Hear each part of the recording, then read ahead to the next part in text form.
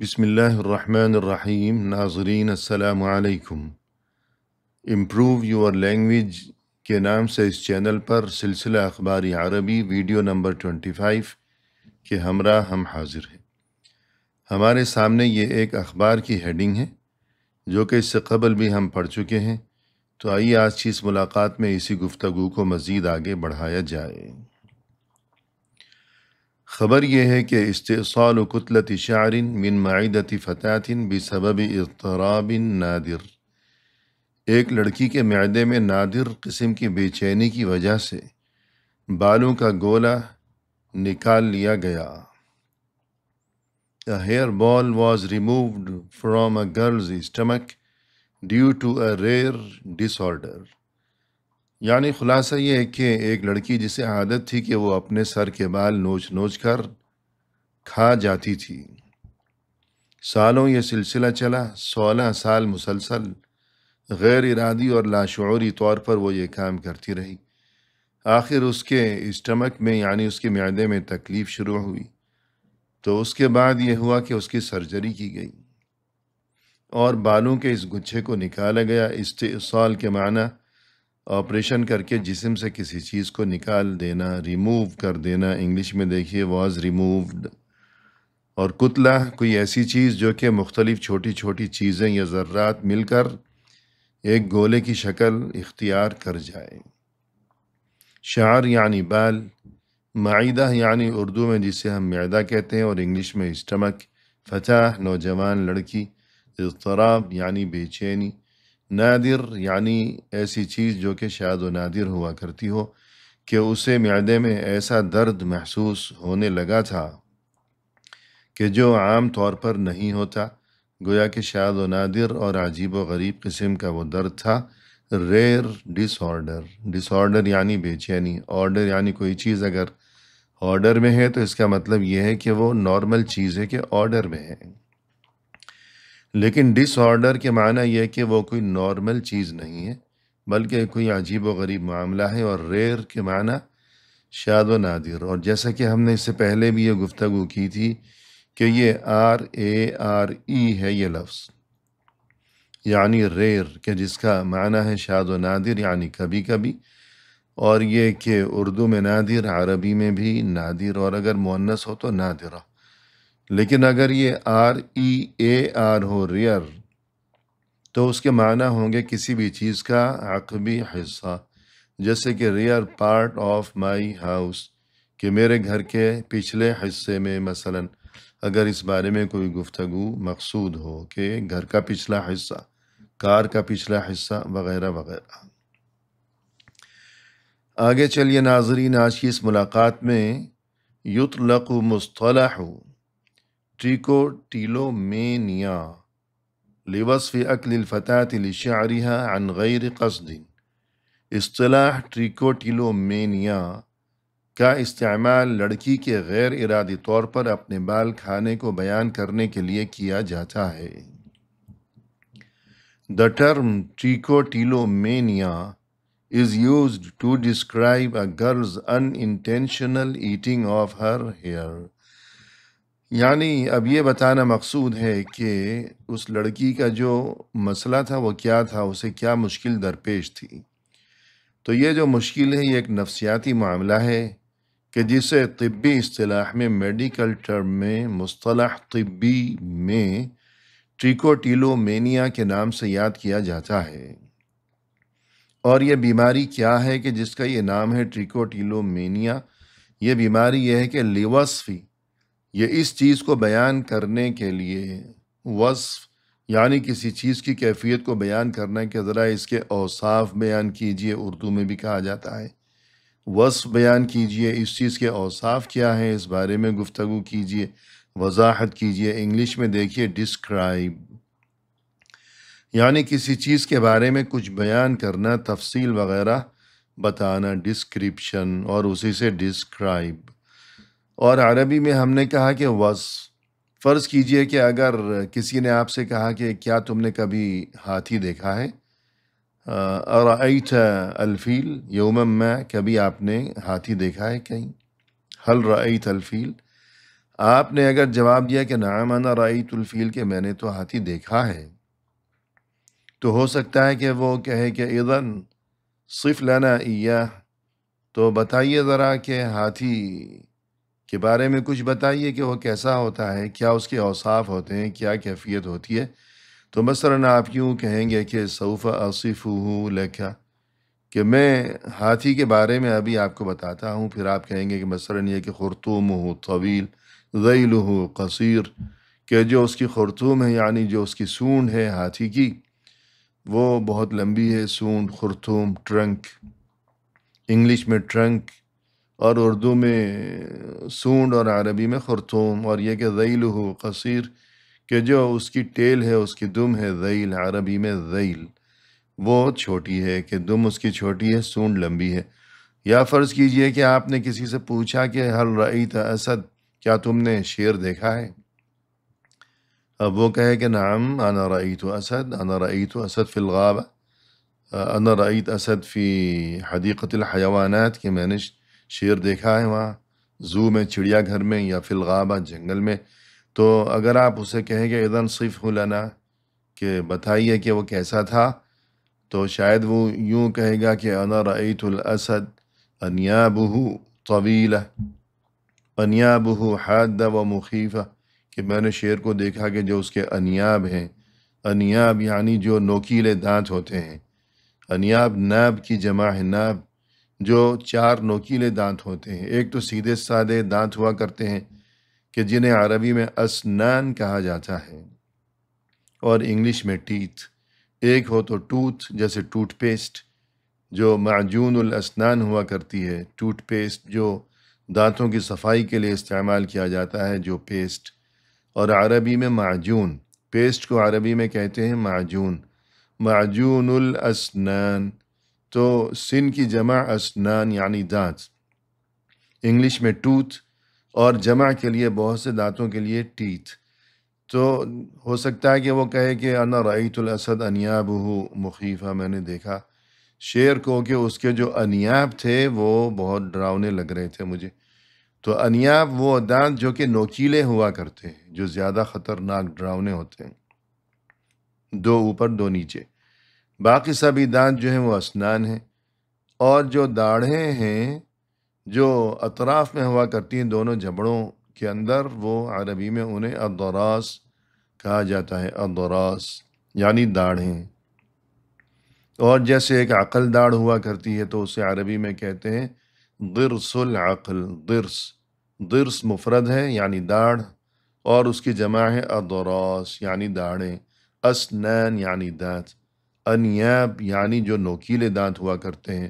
تو جب آپ نے اس کو کہا کہ صف لی الاسد کیف رأیتہ، ذرا بتاؤ کہ تم نے جو شیر دیکھا وہ کیسا تھا، اس کے اوصاف بیان کرو، تو وہ یوں کہے گا کہ رأیت الاسد انیابہ مخیفہ وحادہ ومخالبہ حادہ ومخیفہ وطویلہ، کہ اس کے جو پنجے تھے وہ بڑے ڈراؤنے تھے، لمبے لمبے تھے۔ تو مخالب یعنی جو پنجے ہوتے ہیں شیر کے یا بلی کے، مخلب کی جمع ہے۔ اور ویسے تو عام طور پہ ناخنوں کو اظفار کہا جاتا ہے عربی میں، اظفار، ظفر کی جمع۔ لیکن جو اس قسم کے جانور ہوتے ہیں، جو درندے ہوتے ہیں چیر پھاڑ کرنے والے، تو ان کے جو ناخن ہیں تو انہیں مخالب کہا جاتا ہے۔ تو یہ سب گفتگو ہوئی وصف کے تعلق سے، یعنی کسی چیز کی کیفیت کو بیان کرنا۔ تو اصطلاح ٹریکوٹیلومینیا کا استعمال لڑکی کے غیر ارادی طور پر اپنے بال کھانے کو بیان کرنے کے لیے کیا جاتا ہے۔ اصطلاح، دیکھیے اردو میں ہم نے پڑھا اصطلاح، لیکن عربی میں ہم نے پڑھا تھا مصطلح، ملتے جلتے الفاظ ہیں، اصطلاح بھی مصطلح بھی۔ یہ مصطلح بھی اصل میں اصطلاح سے ہی لیا گیا ہے، اصطلاح بھی عربی لفظ ہے، لیکن ظاہر ہے کہ جو مواقع استعمال ہیں وہ جدا جدا ہوا کرتے ہیں۔ تو اردو میں جس موقع پر لفظ اصطلاح کا استعمال کیا جائے گا تو اس موقع پر عربی میں لفظ مصطلح استعمال کیا جائے گا۔ اور انگلش میں دیکھیے ٹرمینولوجی، اور اس کا مخفف ہے ٹرم، یعنی اس کا شارٹ ٹرم، ٹرمینولوجی سے ہے یہ۔ تو پورا جملہ دیکھیے کہ دا ٹرم ٹریکوٹیلومینیا از یوزڈ، یعنی استعمال کی جاتی ہے یہ ٹرمینولوجی ٹریکوٹیلومینیا یوزڈ، استعمال کی جاتی ہے ٹو ڈسکرائب، بیان کرنے کے لیے، کس چیز کو بیان کرنے کے لیے؟ اس کیفیت کو بیان کرنے کے لیے کہ a girl's unintentional eating، کہ اگر کوئی لڑکی غیر ارادی طور پر کھاتی ہو۔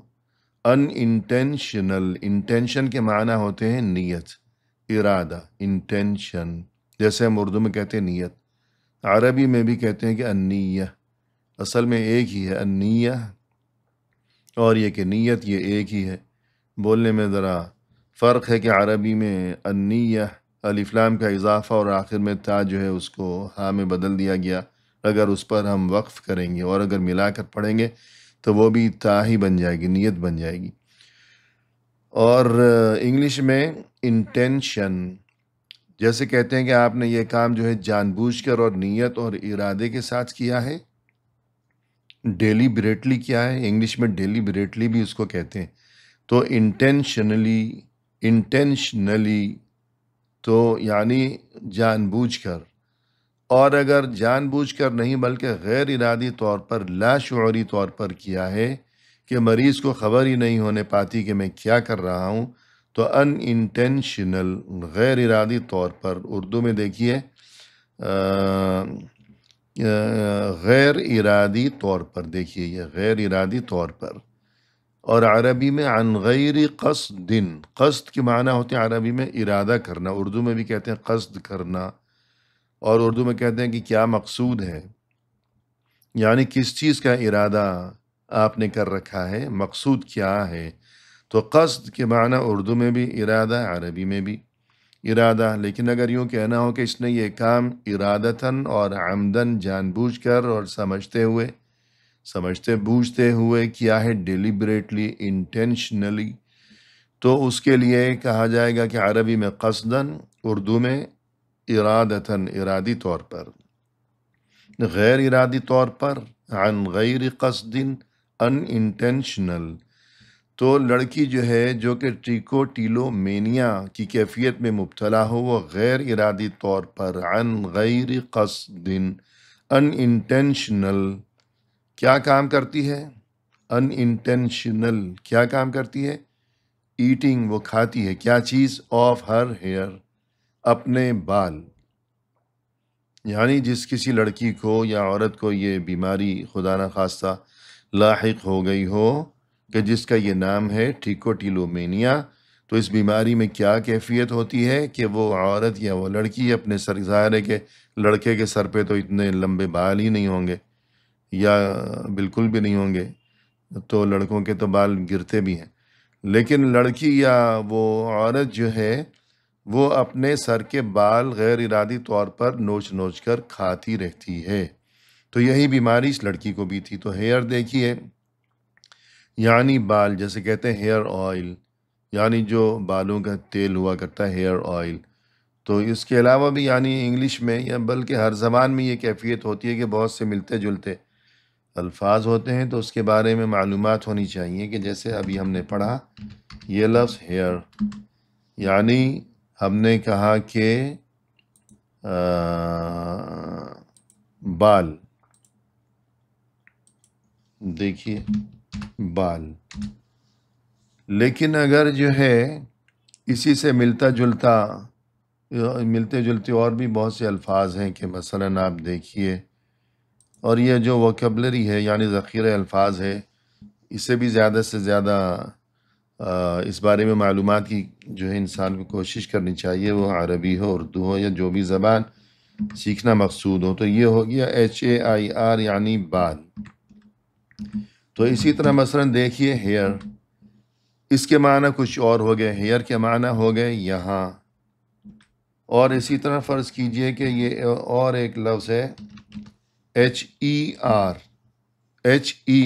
ہیئر، اس کے معنی ہو گئے سننا، اور اسی طرح مثلا فرض کیجئے کہ HIRE ہائر، اس کے کچھ اور معنی ہو گئے، اس کے معنی ہو گئے کرائے پہ کوئی چیز لینا، جیسے کہتے ہیں کہ میں نے یہ ٹیکسی ہائر کی ہے، دیکھیے اور ایک لفظ ہو گیا ہیئر، اس کے کچھ اور معنی ہے، اس کے معنی ہو گئے خرگوش۔ تو دیکھیے ناظرین، یہ کتنے ملتے جلتے الفاظ ہیں، لیکن کتنا معاملہ جو ہے مختلف ہو چکا۔ تو یہ سب باتیں جو ہیں کہ دیکھیے یہ اوپر والا جو ہے ہیئر یعنی بال، اس کے نیچے ہیئر یعنی یہاں، اور اس کے نیچے جو ہیئر ہے تو اس کو دیکھیے کہ اس کے معنی کچھ اور ہو گئے۔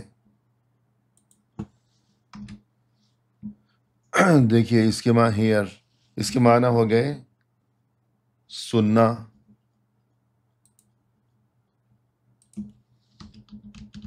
سننا یا سماعت، جو قوت سماعت ہوا کرتی ہے۔ اور یہ ہو گیا اس کے بعد ہائر، تو یہ جو ہائر ہے تو دیکھیے اس کے کچھ اور ہی معنی ہو گئے۔ اس کے معنی ہے کرائے پر کوئی چیز لینا۔ تو یہ سب جو ہے الغرض انسان کو یہ سب معلوم ہونا چاہیے، کوئی چیز کرایہ پر لینا۔ اور یہ جو ہیئر ہے آخر میں، اس کے معنی ہے خرگوش۔ تو دیکھیے ناظرین، یہ سب ملتے جلتے الفاظ ہیں، لیکن کیا سے کیا ہو گیا خرگوش۔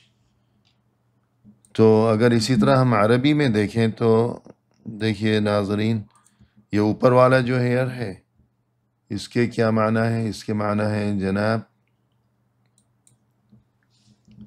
شعر، شعر یعنی بال۔ اور یہ جو ہے تو اس کے معنی ہے عربی میں ہونا۔ تو بہرحال یہ اسی میں نہ کہیں سارا وقت ضائع ہو جائے۔ تو مقصد یہ کہ دیکھیے ہیئر جو ہے HAIR یعنی بال، HERE ہیئر یعنی یہاں، HEAR یعنی ہیئر یعنی سننا، HIRE ہائر یعنی کرائے پر کوئی چیز لینا، HARE ہیئر یعنی خرگوش۔ تو دیکھیے معمولی فرق سے کتنا فرق پڑ جاتا ہے، انگلش میں بھی اور عربی میں بھی یہی صورتحال ہے کہ زیر زبر کے فرق سے کیا ہو جاتا ہے۔ جیسے ہم نے پہلے بھی تذکرہ کیا تھا کہ شعر، مثلا شعر جو ہے اس کے نیچے اگر زیر ہو تو دیکھیے شعر کے نیچے اگر زیر ہو تو اس کے معنی ہوں گے شعر، اشعار، شعر و شاعری وغیرہ، یعنی جو ہے یہ اس کے نیچے اگر زیر لگائی ہے تو یہ شعر و شاعری والا ہو گیا۔ اور اگر اس پر جو ہے زبر لگائی ہے شین کے اوپر، شعر یعنی بال ہو گیا۔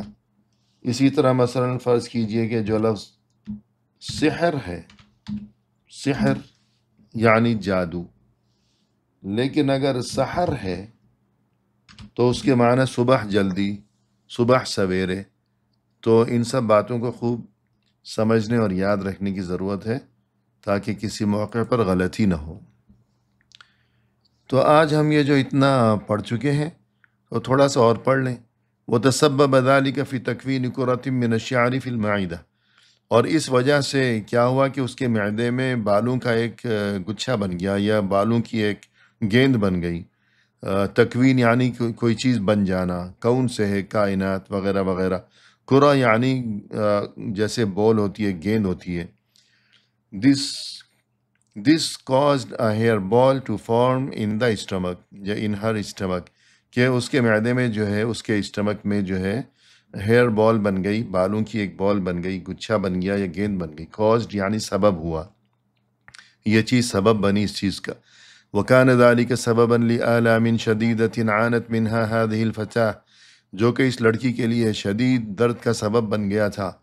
This caused severe pain for this girl، سبب یعنی سبب، انگلش میں cause، عربی میں بھی سبب، اردو میں بھی سبب۔ آلام، علم کی جمع ہے، علم کے معنی ہوتے ہیں عربی میں درد، علم یعنی درد، جیسے اردو میں بھی کہتے ہیں کہ رنج و علم، اور اردو میں کہتے ہیں المناک یعنی دردناک، فارسی میں دردناک، فارسی میں کہتے ہیں دردناک، اردو میں بھی دردناک بھی کہتے ہیں، اردو میں المناک بھی کہتے ہیں۔